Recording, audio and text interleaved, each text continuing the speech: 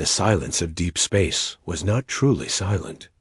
To the sensors of the galactic compact cruiser chariot of Telvar, it was a symphony of data, the faint whisper of cosmic radiation, the distant heartbeat of pulsars, and the slow, cold drift of asteroids in a forgotten system. At her station on the bridge, Gina listened to a different sort of whisper, the processed audio feeds from passive scanners. Her fingers, slender and quick, danced over the console, filtering out the noise. She was good at finding patterns others missed. Captain Verl filled the command throne. His broad Telvari frame a picture of bored confidence. This patrol route was a punishment. A quiet stretch of empty space near a murky sector, the astrocarts marked as unstable and useless. Debris and dead rocks. He had grumbled for the 10th time that cycle. "Captain," Gina said, her voice clear but soft. "The anomalous energy reading at marker 73 Alpha persists. It has a rhythmic pattern. It could be a beacon. Or a power source." Verl didn't look at her. "Or it's a magnetized chunk of ore tumbling through a micronebula. Your people rely too much on what machines whisper, girl. Send an active pulse. Let's see this ghost for ourselves." Gina hesitated. An active scan was like shouting in a dark forest. It announced your presence to anything listening. But orders were orders. She sent the pulse. The return data painted a picture on her screen. It wasn't a simple shape. It was angular, constructed. A small station, camouflaged to look like a cluster of asteroids. A faint, repeating signal thread was woven into its power emissions. Gina isolated it, ran it through the linguistic banks. No match in the compact's vast database of 1,000 languages. The structure was odd, guttural, yet precise. "Sir?" Gina turned, a knot of unease in her stomach. "The contact is artificial. It is broadcasting a repeating data pattern in an unknown language. I recommend we halt our approach and attempt communication on wide frequencies first." Verl finally swiveled his throne, his 4 dark eyes blinking in amusement. "Communication? With what? Some lost mining skiff from a species not even worthy of membership? This is compact territory. They are trespassing in a restricted navigation zone. That is a capital offense. Hail them. Order them to identify and surrender for inspection." Gina complied, sending the standard compact hail. There was no response. Only that same repeating unknown signal. "Again," Verl commanded, irritation edging his voice. She sent the hail again. For a long moment, nothing. Then the signal changed. A new, stronger transmission overrode the repeating pattern. A voice, live and tense, came through the bridge speakers. It spoke in that same strange, solid language. Gina's console flashed as it performed a rapid secondary analysis. It wasn't just unknown. It was isolated. The linguistic AI, baffled by the structure, offered a raw phonetic translation. Gina read the words as they were spoken. "This is Hyon of Station Epsilon.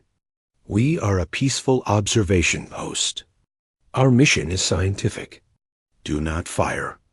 Repeat, do not fire." The voice Hyon sounded young, male, and tightly controlled, but the fear was there. Underneath, Verl heard the translated text on his own screen. He let out a short, derisive bark. "Hyon? Epsilon? Gibberish. A peaceful observation post hiding in the dark? A spy nest. Typical of lesser species. Target the structure. A single warning shot across their bow. Let's see if they find their translator circuits then." The weapons officer, a seasoned veteran named Krull, input the commands. "Warning shot plotted, sir." The chariot of Telvar shuddered slightly as a bright lance of plasma fired from its ventral array. It shot past the asteroid cluster, close enough to light up the dark rock. On the bridge, everyone waited. Gina stared at her console, willing a response, a surrender signal, anything. Hyen's voice returned, faster now, the control cracking. You are firing on us. Cease. We are not a threat. We are human. We mean no. Human? Verl interrupted, scowling. There is no species by that designation in the registries. More lies. They've had their warning. Crawl, sterilize the contact. Full barrage. Captain, please. Gina said, the word out before she could stop it. They claim to be peaceful. We have a live voice. This is not procedure. Vorl's head snapped toward her. You are a signals analyst, not a tactician. Procedure is for compact members, not for vermin hiding in the shadows. Obey your order, Crawl. Crawl's clawed hand pressed the firing key. From the forward viewport, they saw multiple flashes as kinetic missiles and plasma bursts streaked toward the asteroid cluster. The silent dark was torn apart by violent light. The small angular station was hit directly. Its camouflage failed in a flash of shattered metal and expanding gas. One moment it was there, a silent listener in the dark. The next, it was a cloud of glittering debris. Gina flinched, her eyes on the sensor feed. The life sign indicator from the station a single, blinking light went dark and did not return. But in the milliseconds before it died, her console screamed with a final torrential data burst. The station had not tried to fire back. It had focused every remaining joule of power into a single, focused transmission, aimed coreward, into the very heart of the obscured sector the map said was unstable. Then, silence. The true, empty silence of death. Threat eliminated, Crawl stated, his voice flat. Verl nodded, satisfied. A piece of debris. Note in the log. Destroyed an unregistered pirate listening post. No survivors. Continue our patrol route. He settled back into his throne, the minor irritation already forgotten, but Gina could not forget. On her private screen, she replayed the last seconds. She isolated the final transmission. It wasn't data. It was the raw audio, a last, desperate shout into the void. She had the phonetic translation saved, Station Epsilon destroyed, hostile compact vessel identified. They did not listen. Tell my mother in Guangzhou I... The message ended in static. Guangzhou. Was that a place? A name? Gina stared at the word, then at the fading thermal bloom on her scanner, where a man named Hyen had just died. A man who had said they were human. A man who had asked them not to fire. She felt cold. This wasn't procedure. This was something else. It felt like a mistake. A deep, hollow mistake that echoed in the new silence. She quietly encrypted the audio file and the strange word, Guangzhou, into her personal log. She didn't know why. Perhaps as a record. Perhaps as a piece of evidence. She looked out the viewport at the drifting debris. Now just another part of the meaningless dark to Captain Verl. But to her, it was a grave marker. And that single, powerful pulse, the station's final act, was already racing light speed toward home, carrying the news of what had happened. It would take time to arrive, but it was coming. A spark had been struck in the darkness, and somewhere, in the direction of that unstable, empty sector, someone would soon be reading Hyen's last message. One standard week later, the emptiness of the patrol zone was gone, replaced by a sense of occasion. The chariot of Telvar was no longer alone.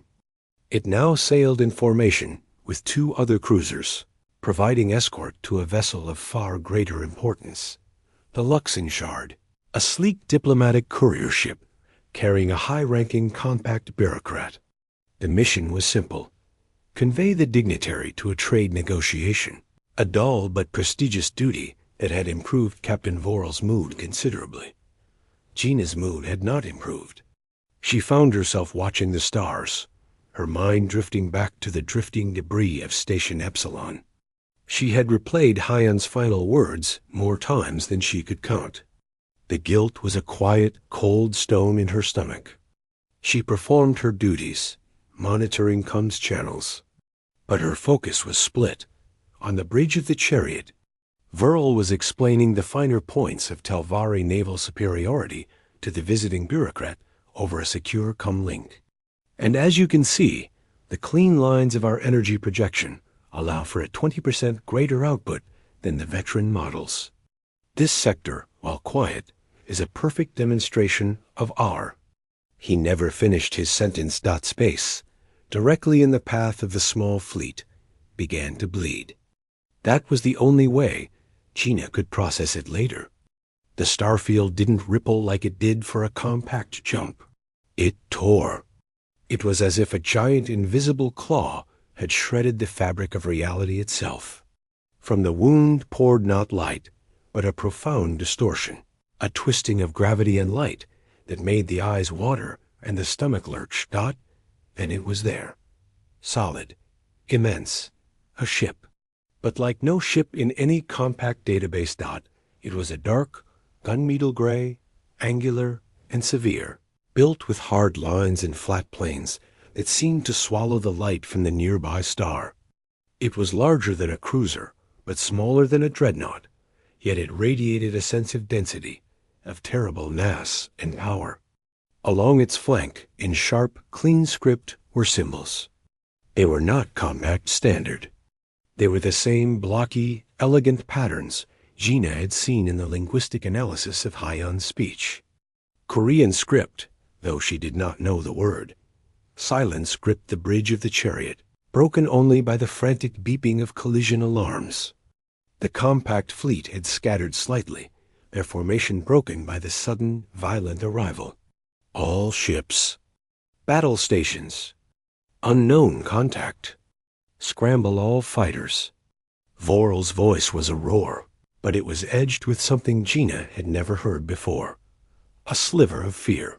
Before a single weapon could power up, a communication came through. It broadcast on every frequency, from the Type B military channels to the public address band. The voice that emerged from the speakers was calm, firm, and spoke in flawless, unaccented compact trade tongue. Attention compact vessels. This is Commander Day of the Earth United Defense Force vessel Hammer of Jiangsu. You have destroyed a sovereign Earth asset. You have murdered a citizen of Earth. You will now power down your weapons and engines. You will surrender Captain Verl of the Chariot of Telvar to face justice. You have 60 seconds to comply. The message ended. The silence returned, thicker now, heavy with disbelief. On the bridge of the Hammer of Jiangsu, the atmosphere was one of cold, focused calm. Commander Day stood before the main viewing panel, his hands clasped behind his back. He was a man of steady gaze and quiet authority. Beside him, Tactical Officer Su Min monitored the 3 compact ships, her expression one of detached analysis. Reaction? Day asked, his voice low. Predictable, Su Min said, her fingers hovering over her console. Weapons are powering up across all 3 cruisers. Fighter bay doors are opening. No surrender signal. Day watched the data scroll on a side screen. Give them the full 60 seconds. On the chariot, the 60 seconds felt like an eternity. Vorl's face had purpled with rage and humiliation. Earth?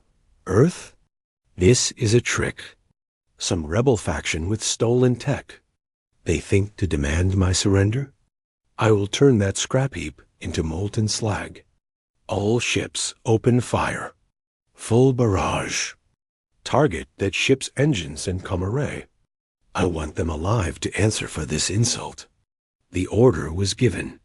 Space lit up with the fury of the compact.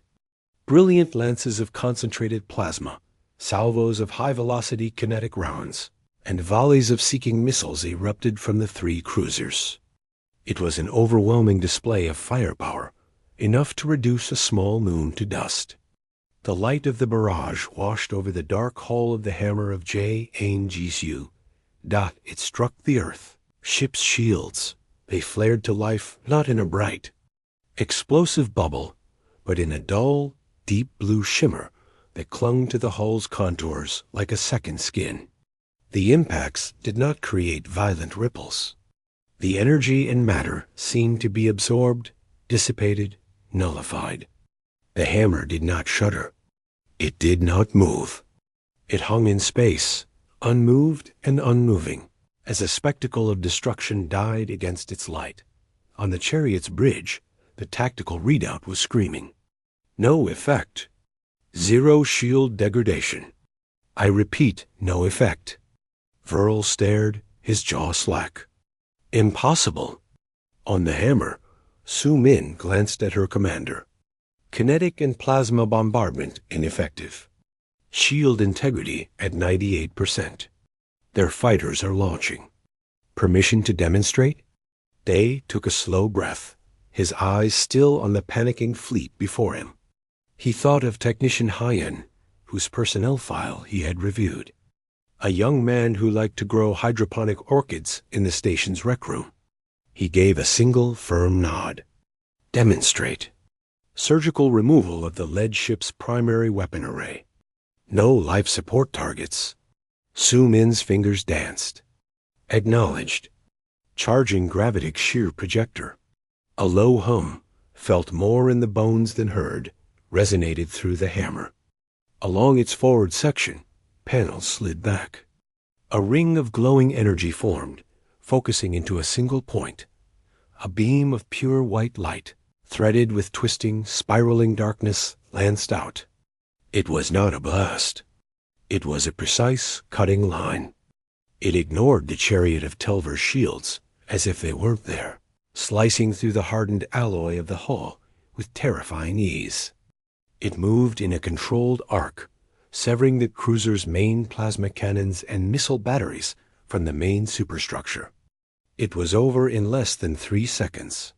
The severed weapon arrays drifted away, their connections melting and sparking. The chariot was left intact, alive, but utterly disarmed. A giant rendered harmless dot. The silence on the compact fleet's channels was absolute. The fighter craft, still streaming from their bays, hung in space, their pilots unsure what to do. Commander Day's voice returned to the comms, calm and unchanged. That was your final warning. Power down your engines and weapons. Now, prepare for boarding. Captain Verl, you will present yourself in Docking Bay 3. The rest of you will wait. Any further resistance will be met with terminal force. This time, there was no delay. One by one, the lights of weapon systems across the 3 cruisers winked out. Engine signatures died to standby levels. The fighters were recalled. On the bridge of the Luxon Shard, the visiting dignitary watched in stunned horror, recording everything. The message that would soon explode across the compact was simple and devastating. A single, unknown warship had just humiliated a compact battle group without taking a scratch. Gina, still at her station on the disarmed chariot, felt the cold stone of guilt in her stomach melt into a different, colder fear. Hyen had told the truth. They were peaceful, and they had friends. Not a rebel faction. Something else entirely. She looked at the dark, angular ship now filling their viewport, its Korean script a stark, menacing promise. They had not just kicked a hornet's nest. They had punched a sleeping giant. And the giant had opened its eyes. The news traveled faster than the hammer of Jiangsu. It leaped across the galactic network via tight beam communiques, shocked whispers in diplomatic chambers, and frantic military alerts. By the time Commander Day's ship, with the humbled compact vessels following it like chastised children, arrived at the fringes of the compact's core systems, the throne world was in a state of controlled panic. The story was impossible, yet the sensor logs and eyewitness accounts from the Luxon Shard were irrefutable. A single ship, identifying itself as Earth, had disabled a battle group with contemptuous ease. The Compact High Council convened in an emergency session. The Grand Chamber, a masterpiece of swirling crystal and light, felt fragile. Arch-Chancellor Grieve, his leathery skin pale, listened to the reports in grim silence. The hardliners, led by a belligerent veteran admiral, demanded the immediate mobilization of the entire compact fleet. We must crush this insolence. Swarm them. Drown them in numbers. The pragmatists, their voices trembling, pointed to the data. Their shields absorbed a full barrage without a flicker. Their weapon cut through our strongest armor like air. What will swarming do, besides provide more wreckage? Into this storm of fear and pride, Earth did not send an armada. It sent a single, unarmed shuttle. It was a simple, functional craft, painted a neutral white, that detached from the hammer and sailed calmly toward the throne world. Its flight path was broadcast openly, a message in itself. It carried no weapons, only a single passenger. The shuttle landed in the heart of the Capitol spire. Out stepped Ambassador Ji-hoon. He was a man of average height, with a calm face and intelligent eyes that took in the towering, anxious aliens and the shimmering opulence of their chamber, without a trace of awe or fear. He wore a simple, dark uniform, devoid of medals, marked only with a small, embroidered symbol, a globe circled by a stalk of rice and a gear. He was escorted, not to a subordinate, but directly into the High Council chamber itself.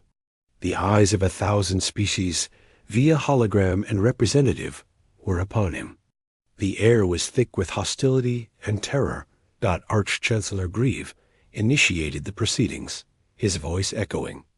Ambassador Ji-hoon, you come before this council after an act of extreme aggression. Explain yourself. Ji-hoon bowed, a small, polite gesture. Arch-Chancellor, honored representatives, I am not here to explain an act of aggression. I am here to respond to one. His voice was amplified, calm, and clear. 1 week ago, a compact cruiser, the Chariot of Telvar, destroyed an Earth scientific outpost. It murdered a young man named Hyon. He asked them not to fire. They fired anyway. A murmur went through the chamber. The official compact report had listed the incident as the destruction of a pirate listening post. We are a patient people. Ji-hoon continued. For over 300 of your standard years, the Earth United Government has observed the Galactic Compact. We saw your wars, your expansion, your politics of fear and resource hoarding. We chose to remain silent, to develop in peace behind the cloaking and misinformation fields that hid our system from your maps. We hoped you would evolve. You did not. He let that hang in the air. The sheer scale of the deception centuries of hidden growth was more shocking to many than the weaponry. The Hammer of Jiangsu was not an invasion fleet. It was a law enforcement vessel. Its purpose was to apprehend a murderer and deliver a message. You believe power comes from the biggest fleet, the most planets, the loudest threats. You are wrong. He activated a small device in his hand. A holographic display shimmered above the council floor. It showed simple schematics, not of weapons, but of technologies.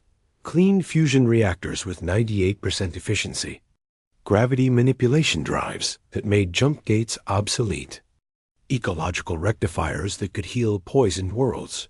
This is real power, Ji-hoon said. The power to feed, to travel, to heal. The power to build. You have had the resources of 1,000 worlds for a millennium, and you use them to build bigger cannons to point at each other. We had one world. We used it to learn how to care for it, and then for the stars. The hologram changed, showing the precise surgical strike on the Chariot of Telvar. We could have destroyed your ship. We did not. We could have destroyed your fleet. We did not. We could be in orbit over this world right now, with 1,000 ships like the Hammer. We are not. He looked directly at the hologram of Captain Verl, who was being held on the Hammer. Captain Verl will stand trial, not in a compact court where rank is justice. In a joint tribunal, under Earth law and a new agreed standard of galactic law that actually values individual life. Then he laid out the terms. They were not terms of surrender, but of enforced change. The Compact's restrictive charters, which bound client species in economic servitude, were to be dissolved. Militarized borders were to be opened. The technology for clean energy and gravity manipulation would be shared freely, but only with species that demonstrated a commitment to equitable governance, to feeding their people before building their armies. "We are not your new rulers," Ji-hoon stated, his final words ringing in the silent chamber. "We refuse that throne. Your thrones, built on fear, are obsolete. They will crumble to dust on their own now. We offer you a choice. Cling to the dust or help us build something new on a better foundation." He bowed again and turned, leaving the council in a silence more profound than any uproar dot in an observation gallery. Gina watched it all. She had been brought to the throne world as a material witness. She listened to Ji-hoon's calm, unshakable voice. She heard him say Hyon's name. The cold fear she had felt since the Hammer's arrival began to thaw, replaced by a dizzying, terrifying hope. They weren't conquerors. They were... She didn't have a word for it. They were like a natural force. An earthquake that levels the corrupt old city not to plunder it, but so a better one can be built. Arch-Chancellor Grieve adjourned the council, his face aged a decade in an hour. The hardliners were sputtering, but their arguments now sounded small and foolish. How do you threaten someone who does not want your stuff, who already has better stuff, and who simply tells you to be better? Back on the Hammer of Jiangsu, Commander Day watched the ambassador's shuttle return on his screen. Su Min stood beside him. "The message is delivered," Su Min said. "The message is delivered," Day agreed. "Now we see what they do with it. Hold position. Let the idea do its work." Across the galaxy, the idea was already spreading. It was not broadcast on official channels, but it moved through the lower decks of ships, in the markets of oppressed colonies, in the quiet councils of species long trodden underfoot. The idea was simple. If the mighty Compact, with all its warships, could be brought to a standstill by a single ship from a species they didn't even know existed, then perhaps the mighty were not so mighty after all. The thrones had not been toppled by force. They had been shown to be made of paper, and the first breaths of a new wind were beginning to blow. A message is a quiet thing. A weapon is loud. The Earth's message, delivered by Ambassador Ji-hoon, was not loud. It did not blast from speakers. It did not come with the roar of engines. It was a set of ideas, simple and devastating. And like a seed finding cracks in stone, it began to grow. On the command orbital of the Telvari hegemony, Supreme Commander Vrox stared at the data from the throne world. Humiliation. That was the word. The Earthship, the Hammer, sat like a silent, dark monument just outside the system's defensive perimeter. It did nothing. It just was. And its mere presence made the hegemony's grand fleet, orbiting proudly below, look like toys. Vrox was a hardliner. He had advocated for a massed attack. But the other species in the local Compact Council, their representatives nervous, had vetoed it. The vote had been close. Too close. The old unity was fractured. On a dusty, resource-starved world called Kart, a different kind of meeting was happening. Kartok was a client world of the Telvari, its people the Grenthan, a sturdy species bred for labor in the deep mines. Their overseer, a Telvari district manager named Crawl, had just received new quotas.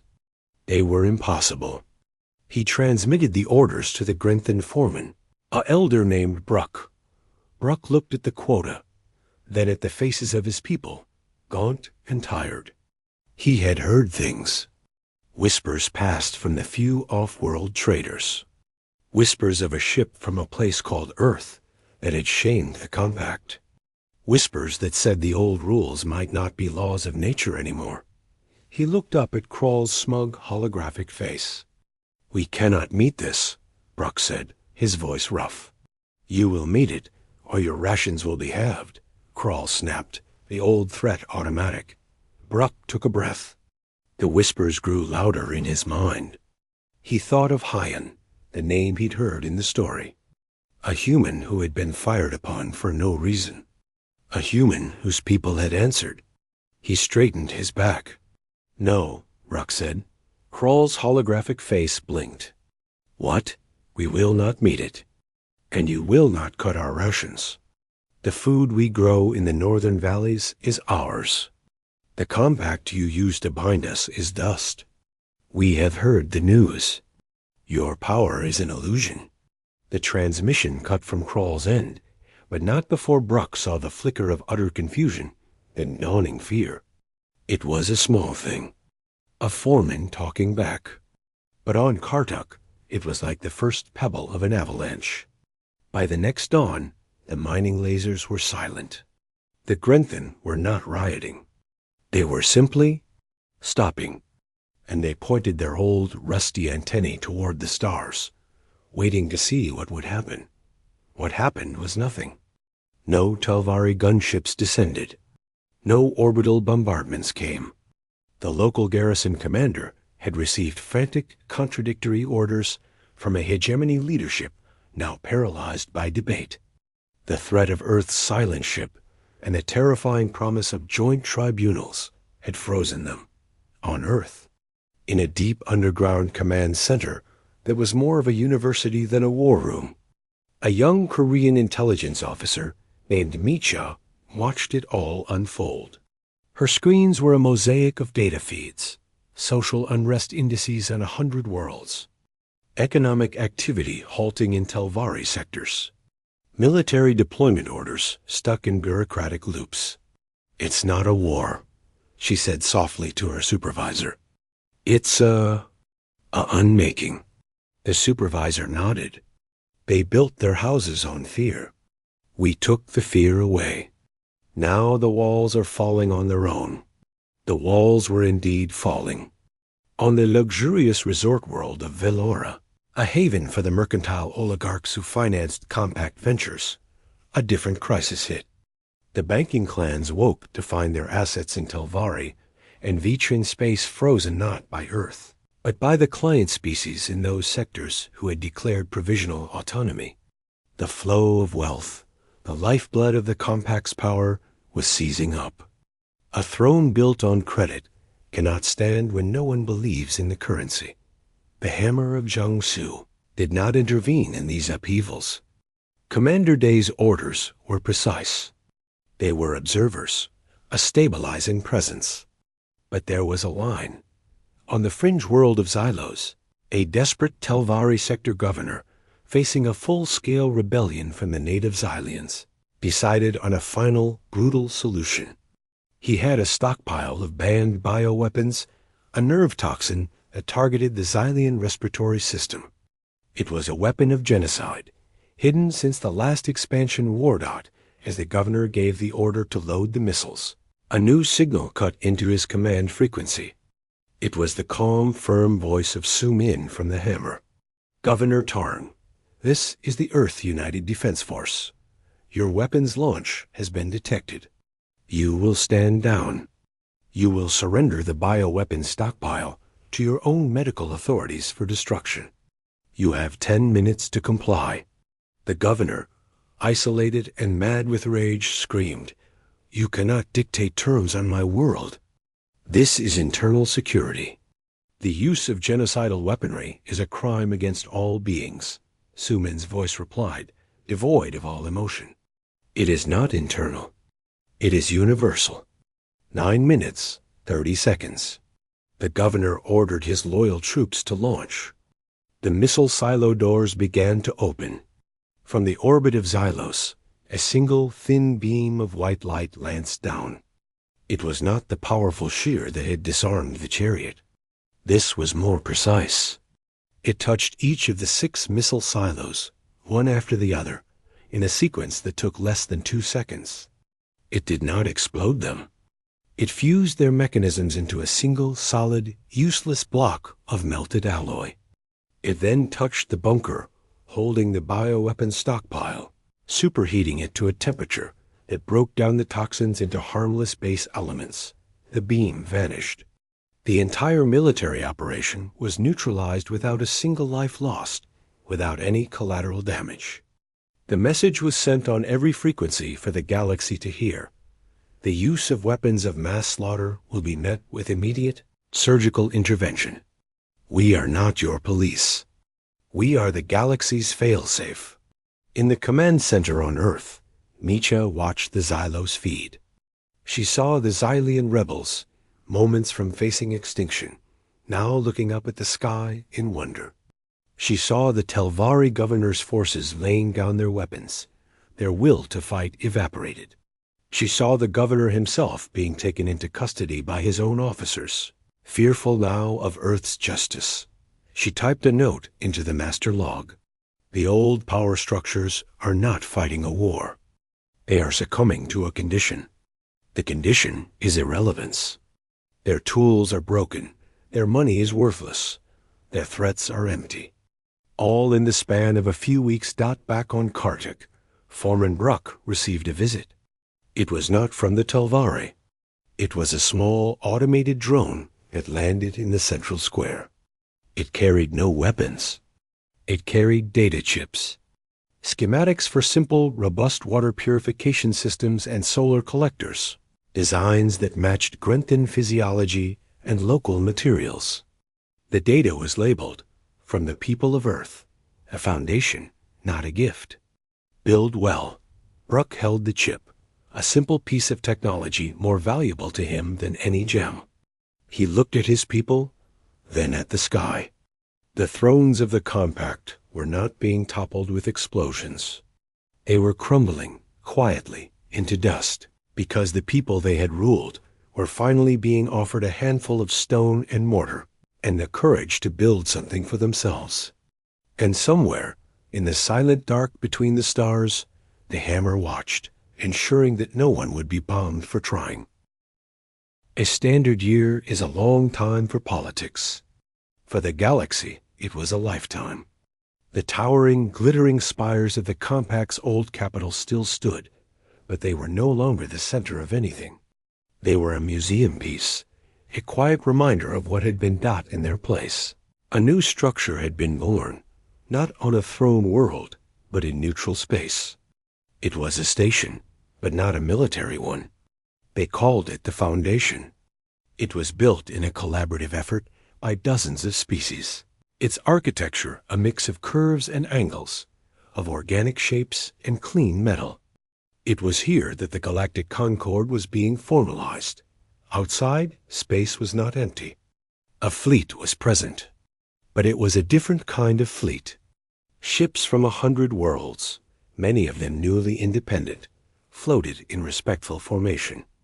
And among them, present but not dominant, were 3 ships from Earth. The most prominent was no longer the Hammer of Jiangsu. It was a new vessel, larger, but with the same severe, elegant lines.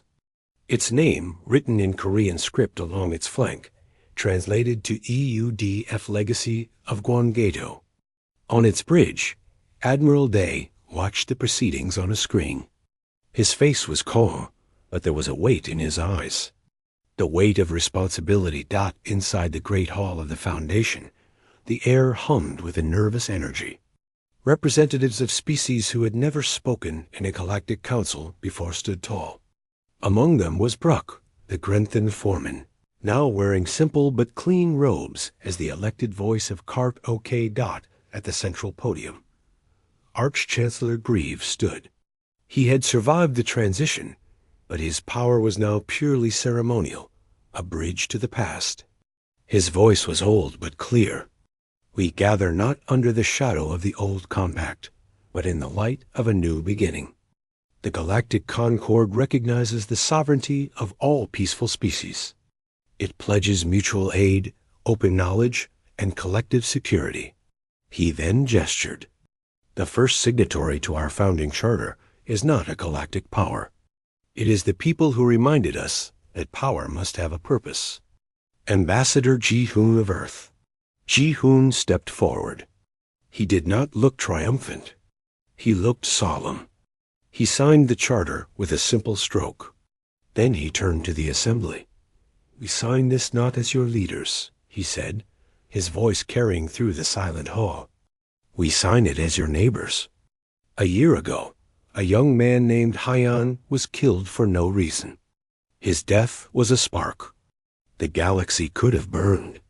You chose to build instead." He paused, looking at the diverse faces before him. "The work begins now. It will be harder than any war. Building is always harder than breaking." In a quiet observation lounge overlooking the hall, Gina watched. She wore a simple uniform, a blend of compact and Earth design. Her role was now liaison officer. She had been the one to help translate not just language, but culture in the tense months of negotiation. She found Ambassador Ji-hoon after the ceremony. "The trial of Captain Verl concluded yesterday," she said softly. "The Joint Tribunal found him guilty of wrongful death and destruction of property, not of war crimes." The distinction was important. Ji-hoon nodded. "And his sentence?" "Remedial labor. He is assigned to a reconstruction crew, helping to rebuild a deep space communications array for the new Concord network. He will be supervised by a Grenton crew boss." A slight, grim smile touched her lips. "I believe Foreman Bruck requested the assignment personally." "Justice is not always about punishment," Ji-hoon said. "Sometimes it is about understanding the damage you caused." On the bridge of the Legacy, Admiral Day received the report. Su Min, now his chief of operations, stood beside him. "All systems nominal. The Concord fleet is forming its first joint patrol pattern. Their technology is basic, but their coordination is good. They're learning," Day said, his eyes on the starfield. "The thrones are gone. The hard work Su Min is making sure what grows in the dust is worth the price Hyan paid. We are not their rulers. We are gardeners. We pruned the dead branches. Now we must trust the tree to grow." The ceremony on the foundation was not the end of the story. It was an official beginning. But the real story was happening in 1,000 places at once. On a planet whose atmosphere had been scarred by centuries of industrial waste, a young Korean engineer named Yun stood in a muddy field. She wore an environmental suit, its helmet off. Beside her was a Azilean technician, the species once nearly wiped out by nerve toxin. They were not alone. A Telvari engineer, a Vitron geologist, and a Grenton miner stood with them, all looking at a large, cylindrical device. "The theory is sound," Yun was saying, pointing to a schematic on a tablet. "The gravity well generator will pull the particulate matter from the upper atmosphere, but we need to calibrate it to the local magnetic field. That's your department, Krell." She nodded to the Telvari. The Telvari, Krell, who had once designed weapons, studied the data. His face was serious, focused. "I can adjust the polarity. It will take time." "We have time," the Xylian technician said, her voice a soft hum. "For the first time, we have time." They worked. It was slow. There were arguments, misunderstandings, frustrations. But there was no threat hanging over them. No fear of a fleet coming to take their work away. Just a problem to be solved, together. Weeks later, under a sky that was still a sickly brown, the device was activated. It hummed, a low, powerful sound that vibrated in the chest.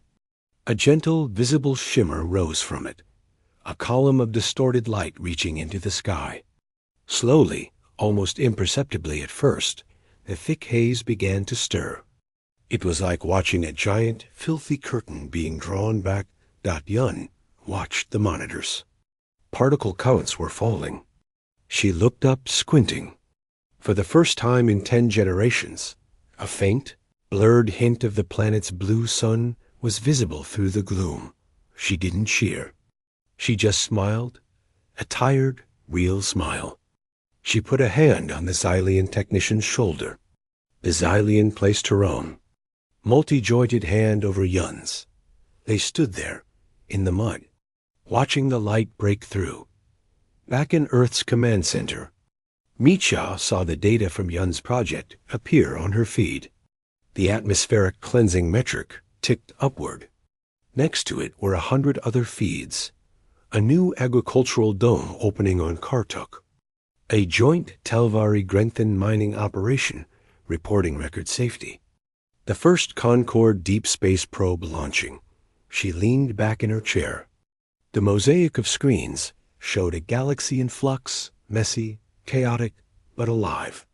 There were still problems, still disputes. But they were being handled with words and trade agreements, not fleets and bombs. She thought of the legacy of Guangeto, out there somewhere, silent and watchful. It was not needed today. And that was the greatest victory of all. The giant had awoken, shown its strength, and then had the wisdom to stand back and let the galaxy learn to walk on its own. From nowhere, an Earth warship had appeared, and the galaxy's thrones, built on fear and hollow power, had indeed crumbled to dust. And on that dust, under a slowly clearing sky on a broken world, people from different stars were getting their hands dirty, building the foundation of something new. It was not perfect. It was just a start. But it was a start they had chosen for themselves.